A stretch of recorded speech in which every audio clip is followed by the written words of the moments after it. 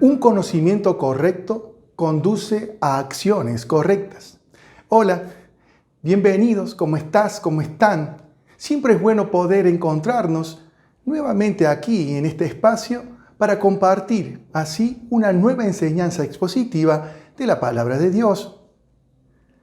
En septiembre de 1983 el mundo se salvó de una gran catástrofe mundial, ya que el sistema militar de alerta temprana de la Unión Soviética, a cargo del oficial Stanislav Petrov, detectó que un misil nuclear acababa de ser lanzado desde los Estados Unidos y aunque eran muy claras las señales de alarma en monitores y en radar, Petrov decidió que en ese momento solo reportar a sus superiores como una falsa alarma en el sistema.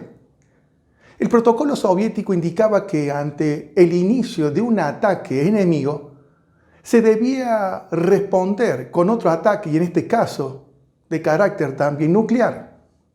Pasaron 30 minutos desde que las primeras alarmas sonaron, el tiempo suficiente para haber recibido ya en su territorio algún impacto de misil, pero esto nunca ocurrió. A posteriori de este evento, Petrov recibió duras sanciones y algunas consecuencias por su actuar.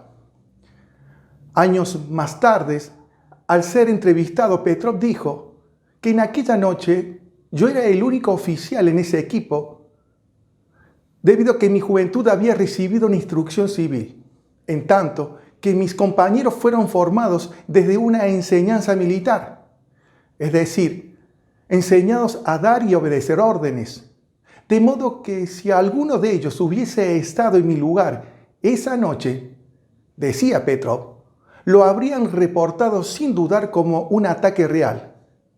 Ellos tuvieron la suerte de que fuera yo el oficial de turno en esa noche y de esta manera evitar un gran desastre mundial.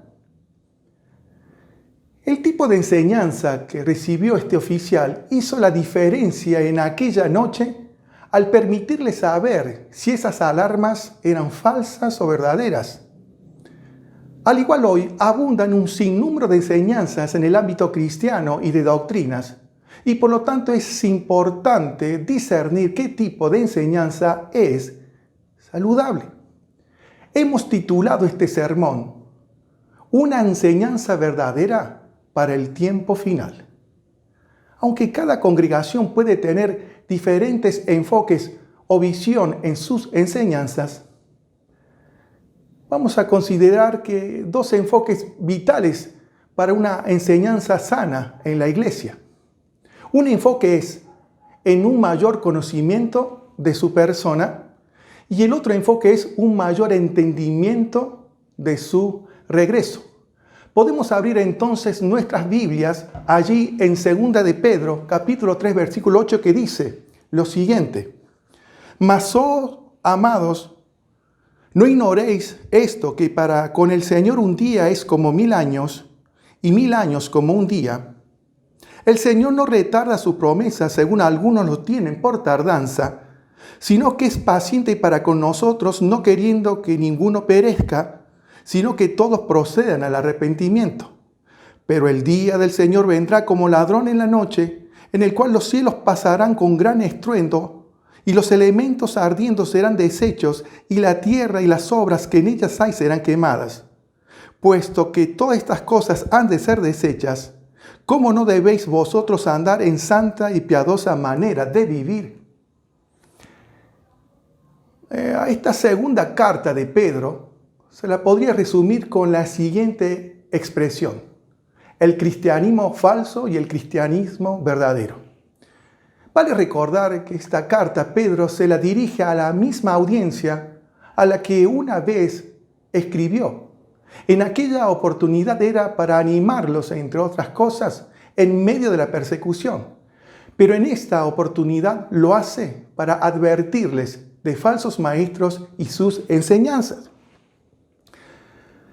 Dice el capítulo 2:1, pero hubo también falsos profetas entre el pueblo, como habrá entre vosotros falsos maestros que introducirán encubiertamente herejías destructoras. Para contrarrestar este problema, Pedro les anima a los creyentes a crecer en el conocimiento de Dios. Y el medio que garantiza esto es la palabra profética más segura, a la cual debían ellos atender para crecer en gracia y en el conocimiento de Cristo. Decíamos entonces un mayor conocimiento de su persona.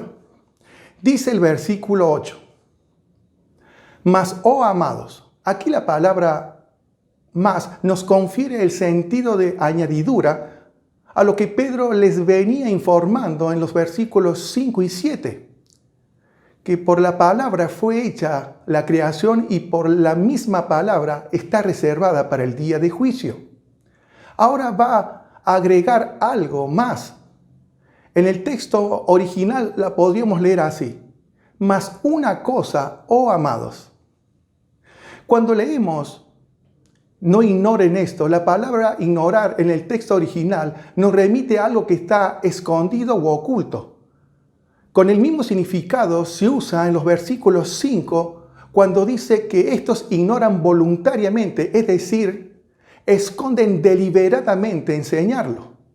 ¿Y quiénes son estos? Bueno, los burladores del versículo 3 o los falsos maestros del capítulo 2, versículo 1. Entonces podríamos leer así, mas una cosa, amados, que no se les oculte, esto. ¿Qué cosa? Bueno, que para con el Señor un día es como 1000 años y 1000 años como un día. Pedro comienza aquí a suministrar de manera progresiva información acerca de Dios. Pues esa es la intención de Pedro en esta carta, que es la de crecer más en el conocimiento de Dios. Es lo que observamos en el capítulo 1 y 2. Gracia y paz sean multiplicadas en el conocimiento de Dios y de nuestro Señor Jesús. En el versículo 3 del capítulo 1 dice, las cosas que pertenecen a la vida y a la piedad nos han sido dadas por su divino poder mediante el conocimiento de aquel que nos llamó.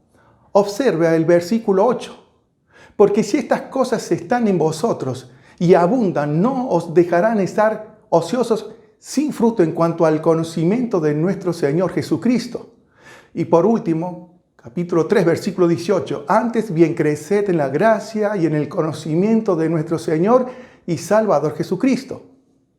Ahora una aclaración que es importante. Crecer más en el conocimiento, pero escúcheme bien, verdadero de Dios. Ya que los falsos maestros enseñaban acerca de Dios, pero introducían, ocultaban y torcían las Escrituras. Que un día es como 1000 años para Dios nos revela que Dios tiene una perspectiva muy distinta a la del hombre. Es decir, Dios no piensa como nosotros. Lo vemos ahí en Isaías 55:9 cuando dice, como son más altos los cielos que la tierra, así son mis caminos más altos que vuestros caminos y mis pensamientos más que vuestros pensamientos. Salomón, con toda la sabiduría de Dios, exclamó, como tú no sabes cuál es el camino del viento o cómo crecen los huesos en el vientre de la mujer encinta, así ignoras las obras de Dios en la cual hace todas las cosas. Por lo tanto, Dios escapa a nuestra total comprensión y por ende, nuestros pensamientos son muy distintos a los de Él. Dios es muy distinto al hombre. Dios es muy distinto. Alguien decía una vez, agradécele a Dios que no sea como nosotros, porque si fuera así, tú y yo ya estaríamos condenados. A continuación, Pedro va a añadir algo más y es acerca del carácter de Dios. Es al decir que es paciente para con nosotros, no queriendo que ninguno perezca. Aquí su paciencia y su deseo de preservar a los suyos nos revela lo que conocemos como la omnibenevolencia de Dios. Esto lo describe muy bien allí en el libro de Éxodo, capítulo 34, versículo 6. Acompáñeme. Va a decir así.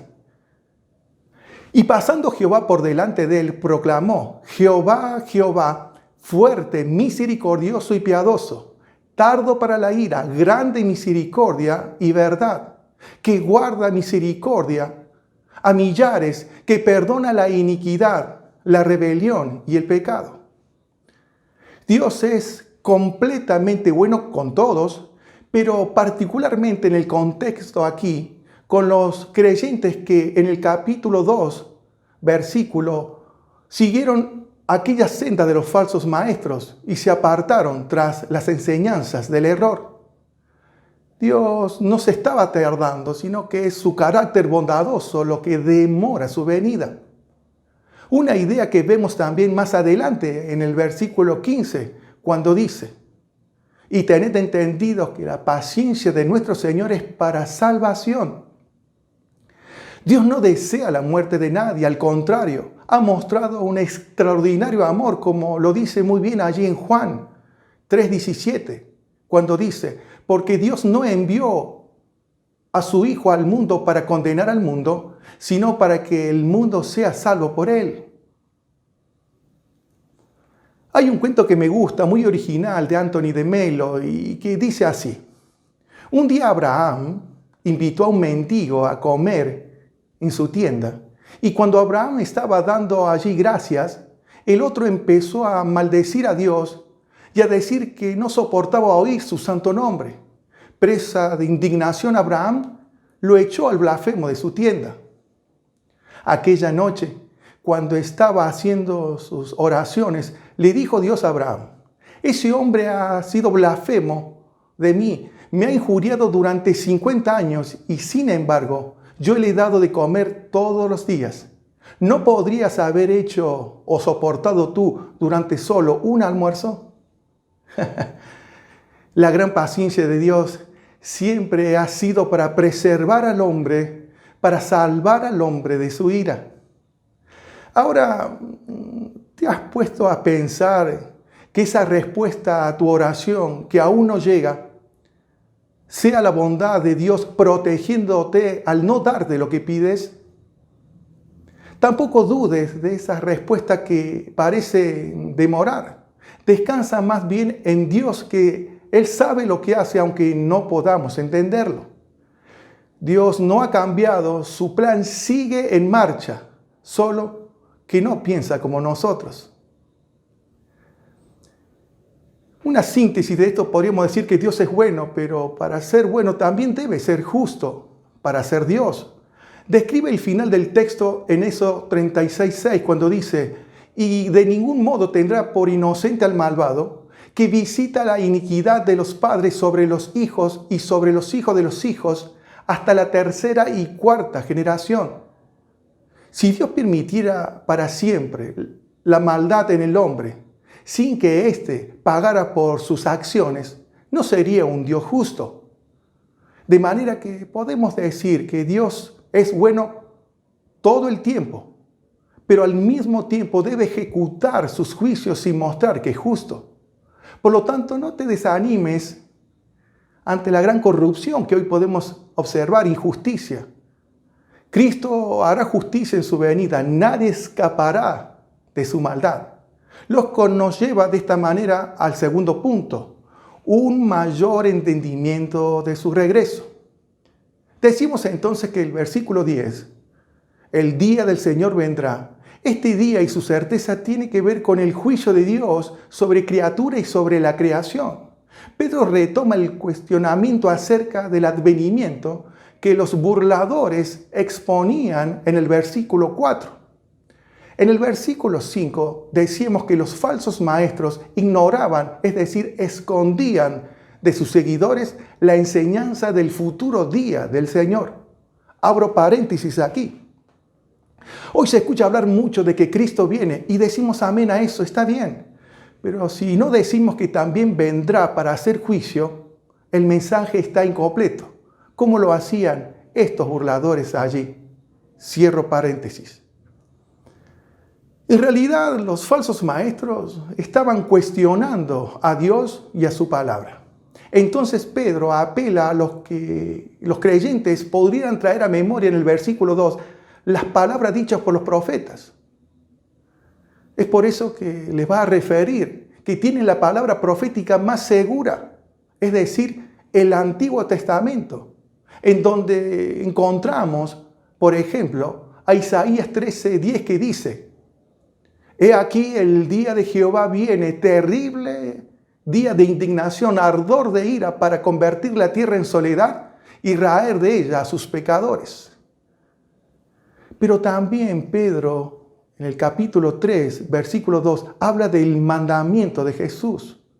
Probablemente se refería a lo que hoy conocemos allí en Mateo 24:43. Palabras de Jesús dice: Pero sabed esto, que si el padre de familia supiese a qué hora el ladrón habría de venir, velaría y no dejaría minar su casa. Por tanto, también vosotros estad preparados, porque el Hijo del Hombre vendrá a la hora que no pensáis. En el capítulo 1, versículo 16 dice, Pedro, ¿no?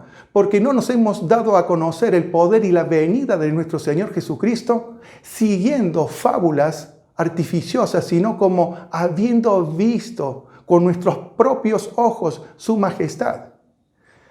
Es decir, Pedro mismo escuchó de la boca de Jesús acerca de su venida. Eso dice allí.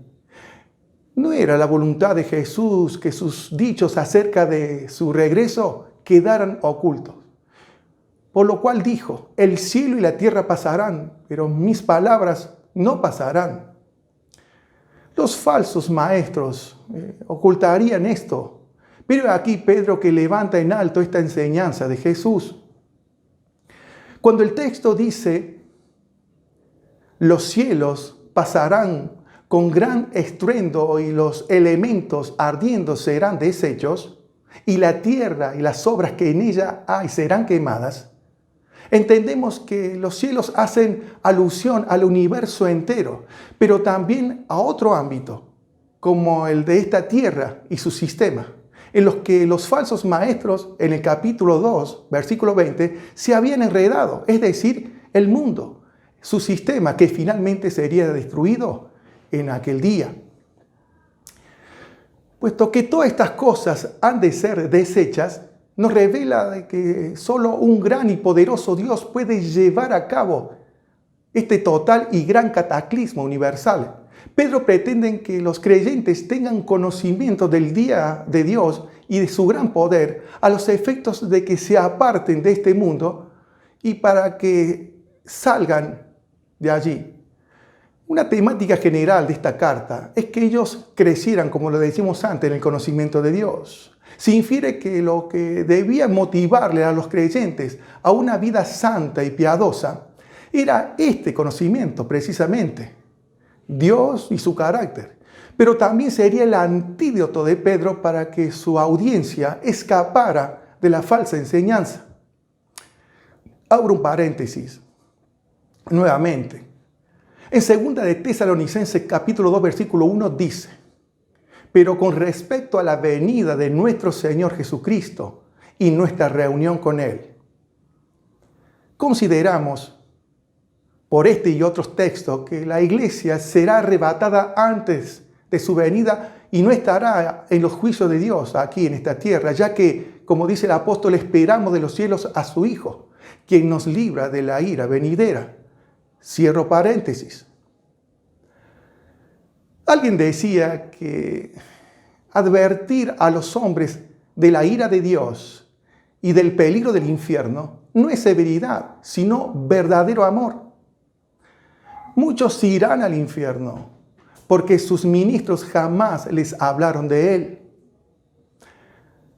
Alguna aplicación para hoy podría ser que busques, que estimes una enseñanza bíblica que se centre en Dios, en su Hijo, en sus atributos, en su gloria, en su juicio o en su gracia. Procura una enseñanza que te lleve más a la adoración a Dios que la adoración al hombre. Una enseñanza que no te promueva tu prosperidad terrenal o cómo ser feliz declarándolo positivamente. Más bien busca una enseñanza que te lleve más hacia aquella intención del apóstol Pablo allí en Efesios, cuando dice: oro para que seáis plenamente capaces de conocer el amor de Dios en Cristo, que excede a todo conocimiento, y para que seáis llenos de toda la plenitud de Dios. Ese sería un buen conocimiento. Decimos que aquel militar ruso pudo distinguir una alarma verdadera de la falsa debido a que había recibido una enseñanza distinta a los demás, lo cual le sirvió para evitar una catástrofe mayor. Deseo que un conocimiento verdadero de Dios, amigo, hermano, pueda hacerte más entendido de que su bondad es para arrepentimiento, que su día finalmente vendrá para juicio. Y esto que te haga apartarte más para Dios y crecer en buenas obras. Ahora, si Cristo volverá para juicio, la pregunta es, ¿eres salvo? ¿Qué harás con esos pecados que te condenan? Te animo amorosamente a que te arrepientas de ellos, pero sobre todo que recibas por la fe a Jesucristo, para que si Él viniera hoy, no lo tengas como tu juez, sino como tu bondadoso Salvador. Que Dios te bendiga, que Dios los bendiga. Hasta pronto.